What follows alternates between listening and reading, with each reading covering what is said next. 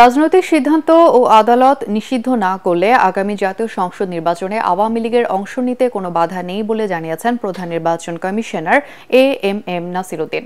রাজনৈতিক দল কাগজ কলম দিয়ে আজ পর্যন্ত পৃথিবীর ইতিহাসে নিষিদ্ধ হয় নাই। কাগজে কলমের জোরে কোনো রাজনৈতিক দলকে নিষিদ্ধ করা সম্ভব নয়, বরং এমন পদক্ষেপ দলটিকে আরো শক্তিশালী করে তোলে।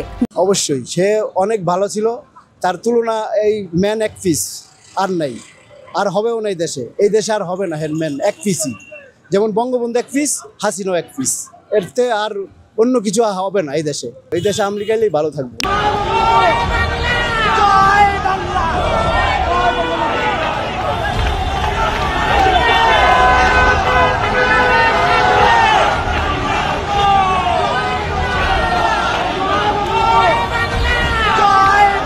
শেখ হাসিনা দেশ ত্যাগের পর আওয়ামী নেতাকর্মীদের উপর চলে হামলা, মামলা, অত্যাচার ও নির্যাতন। এরই মাঝে নিষিদ্ধ করা হয় ছাত্রলীগকে, কার্যক্রম নিষিদ্ধ করা হয় আওয়ামী লীগের। প্রশ্ন উঠে, স্বাধীনতা সংগ্রামী অংশ নেওয়া দলটি আদৌ নির্বাচনে অংশ নিতে পারবে? এ বিষয়ে উত্তপ্ত রাজনৈতিক অঙ্গন। একটি বড় রাজনৈতিক দলকে নির্বাচনের বাইরে রেখে নির্বাচন করাটা গণতন্ত্রের জন্য খুব স্বাস্থ্যকর নয়। ইসি থেকে ঘোষণা এসেছে, আওয়ামী লীগ নিষিদ্ধ প্রত্যাহার খারিজ না করা হলে আসন্ন নির্বাচনে অংশ নিতে পারবে না আওয়ামী লীগ।